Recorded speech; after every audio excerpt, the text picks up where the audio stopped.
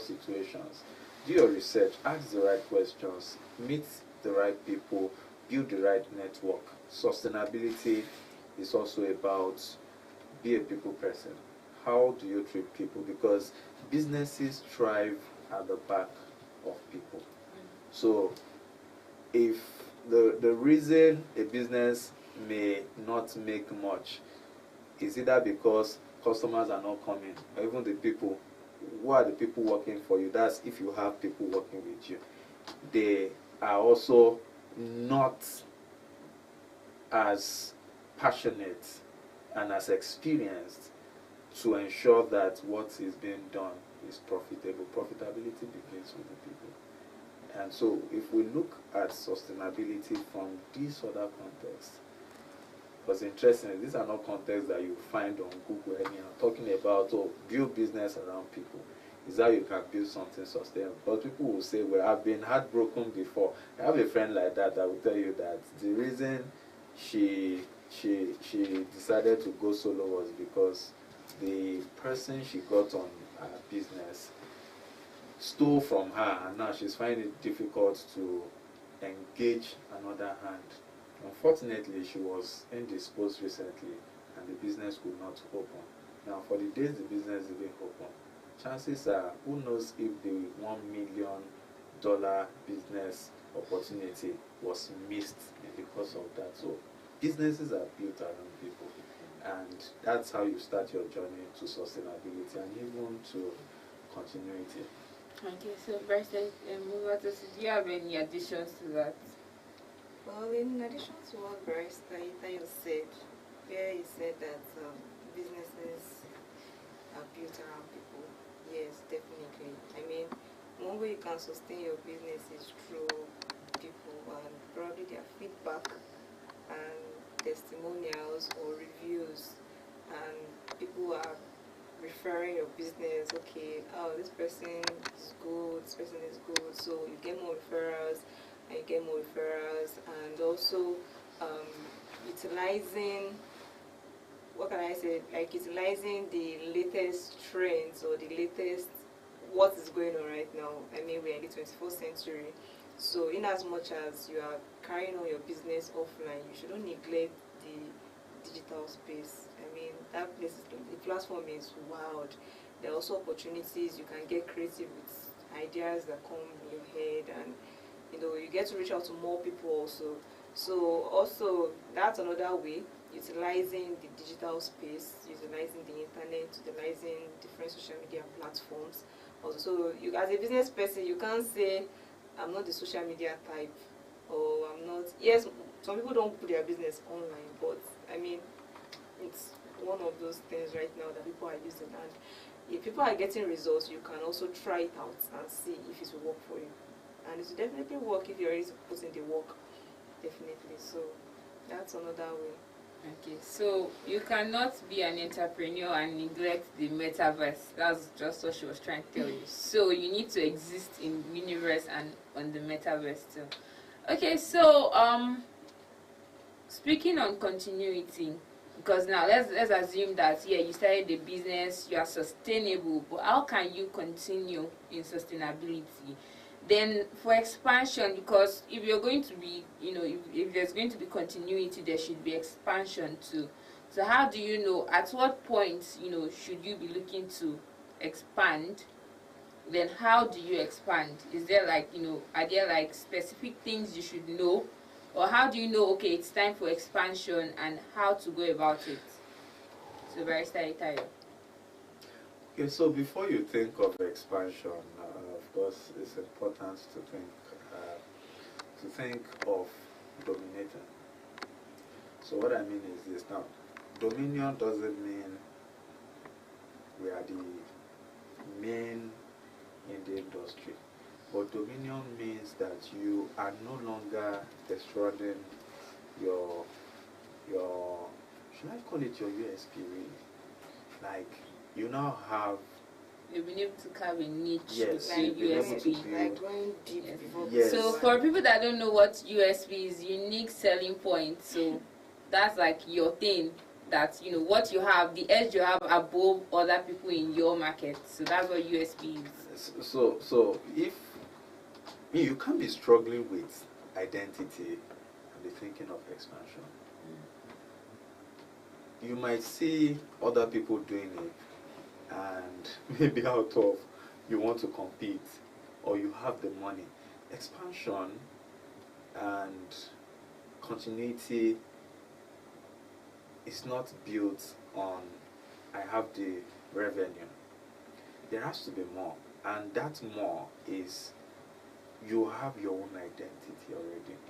You have something that you are leading other people on, and you are able to say, we have sampled this model and we found that it works.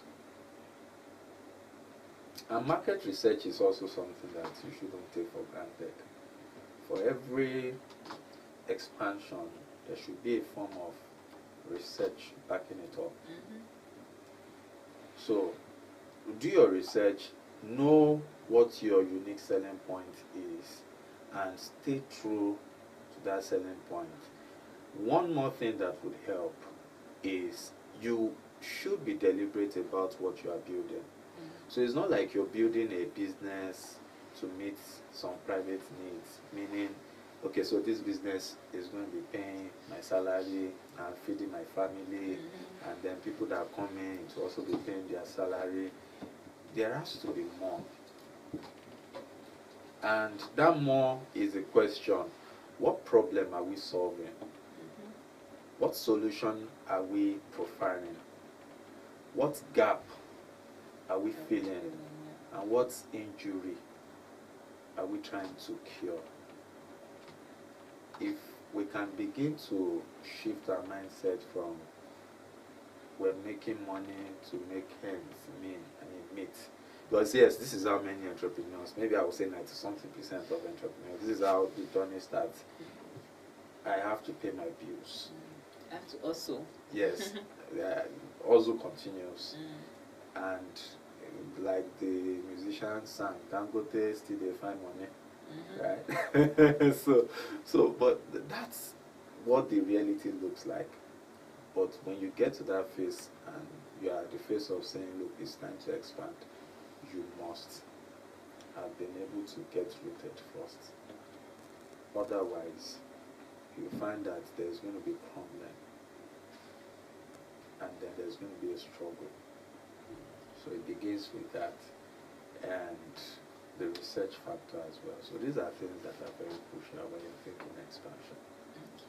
More like go deep before you go wide. Yes. So I would like to say, yes, you need to have ingrained yourself such that there's no going back from it. You need to have established your identity.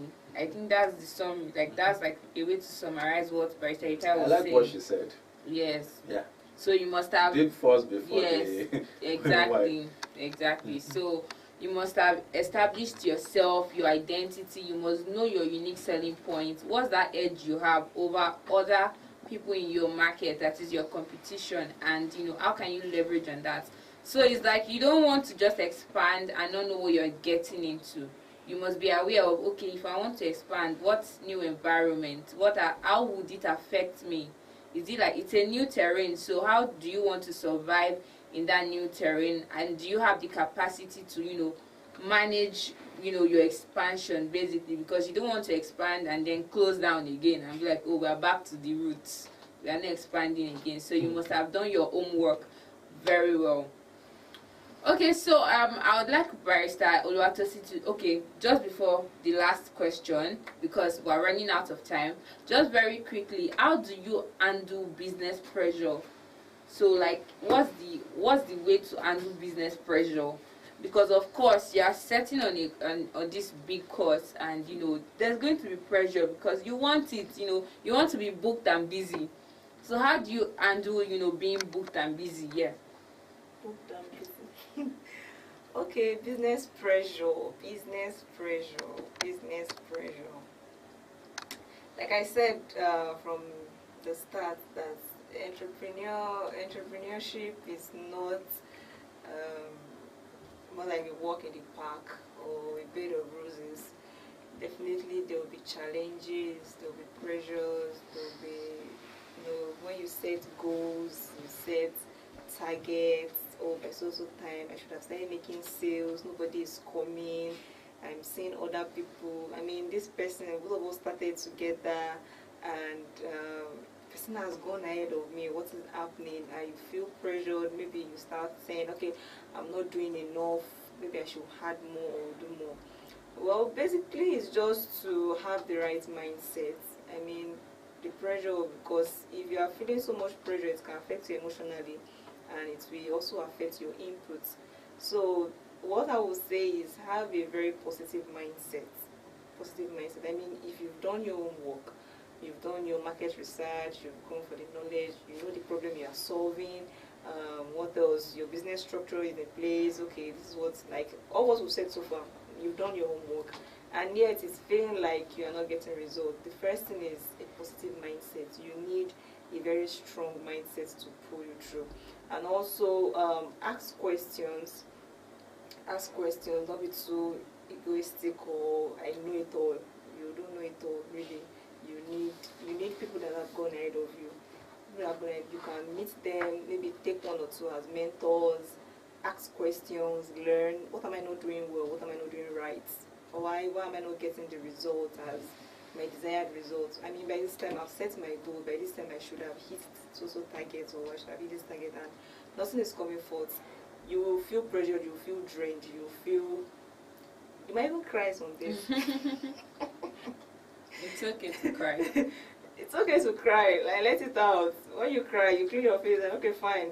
Where is my book? Go back to your map or whatever. Yeah. Your And this shows that it's important to have a business plan. Exactly. Yes. Your plan. You revisit it again. What is it I'm not doing well? If you have a mentor, ask questions, learn from those that have gone ahead, and you'll be fine. You do well. I mean, if you are working, if you are keeping the consistency, if you are showing up daily, you are keeping the consistency, you've done your own work, and you have someone that is guiding you, because definitely you need someone to guide you. You need someone to guide you, especially if you're in the same field of or line of business. You need someone to guide you. So if you ask your questions, you're doing your homework, and it will be fine. Really, it will be fine. You will definitely get results. Just first of all, a very good mindset, positive mindset, and just keep going. Okay. Then also, just to add to what Barrister Oluwatosin has said, everybody has to deal with the imposter syndrome at some point, because you see people that are doing the same thing as you, and your idea might be brilliant, but you're like, am I sure I can pull this through? I'm not good enough. Oh, my idea is good. Imposter syndrome, I like to believe imposter syndrome can be overconfidence too, because you're like, oh, my idea is like the killer, and then when you see someone else rearing their head up, it breaks you, and you're like, oh my god, I'm failing. Oh, I need to race past this person. But you need to learn to face your fears and go at your pace. Just make sure you're giving it your best, even as you're at it. So lastly, because time is fast spent, and we just want Barrister Itayo to speak on the winning mindset. Yes, so what's the winning mindset? Because she mentioned that you have to have a positive mindset. You have to know how to balance everything out, the pressure, soak it in. So what's the winning mindset? Well, I actually think that Barrister Tosin already hinted us about this. So winning mindset is you not allowing the environment to dictate your reactions. Let's just put it that way. And how do you achieve that? There are practical things you can do. What we've said earlier, you have to see the business as different from you. So you must first let go of something to embrace something. So in doing that, that helps you to kill to a large extent the emotional attachment that you may be building towards the business.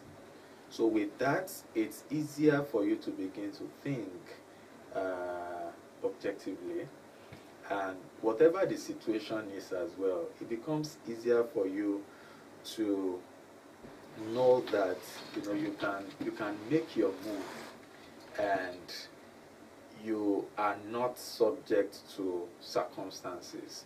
So winning mindset, again, as said, is ensuring that situations around don't define you or define your moves.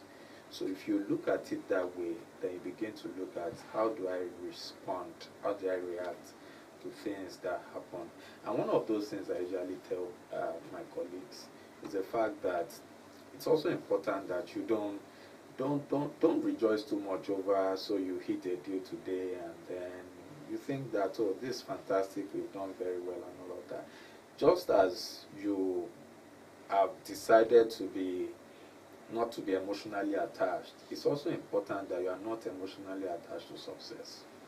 The mistake many people make is thinking of detachment as failure, right? But it also goes to how you treat success. So the winning mindset is about whatever success you enjoy today, don't think of it as, think of what you are doing as a journey.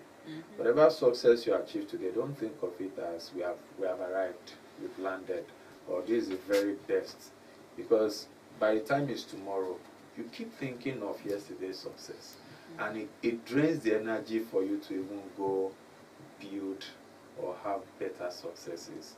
And the same way too, when it seems that you are failing, if you see failure as an occurrence, you move faster as well. I'll share my own personal experience. So how do I handle situations I know that I can't do anything about? Someone said, if I can't do anything about it, I move on. One of those things I do is, if you see that you failed at something, go look for something to succeed at. And that's just one of the ways you can build that hunger. If I failed at something today, and I know that I don't want to go to bed, then I want to go and look for something to succeed at right away, right on the spot. I just want to create something. And if I think even what looks very difficult at the moment, if I look away from it, can I just be like a he-goat and still turn back and come back to it? So these are disciplines that you can begin to imbibe right inside of you. Don't think of any success as this is the very best you can, because it can be a distraction, and then you begin to dwell on past glory. Don't think of failure as defining who you are. It's just an occurrence. Go look for something to succeed at. And whatever the situation is, celebrate yourself. Even in the midst of a failure, celebrate yourself. I've done an exam in life before and I messed up. And that was, as soon as I left the hall, I went to look for all the foods that I don't know how to eat ordinarily. I bought everything and I ate. Even though it was difficult to still eat it, not because it was, I was emotionally heartbroken, but I really didn't know how to eat, but I wanted to celebrate myself. So find something good out of every situation. The difference between you and that next person is the mindset, is how we interpret situations of our lives. And the interpretation is not just to the hurtful moments, but also to those moments when we are seemingly exalted, right? It's how we create that balance and we ensure that every day we wake up with that freshness and we are out and eager to succeed. Thank you. Yes, so thank you guys for staying true to this moment. It's been a wonderful session. And yeah, you just, got the tip of the iceberg. We have something cooking. We have, we'll be organizing a training where you can come and get this and more. When I mean more, I mean a lot more. A lot more on consultation, business advisory, a lot. And don't worry, you'll be seeing updates on that very soon. But just, stay tuned to our page. If you want to watch this video again, you can check us up on YouTube at Low Accent and other platforms. Just, look for Accent Consult. So it's been a wonderful time. Thank you guys for having us, and thank you for coming on the show today. So till next time.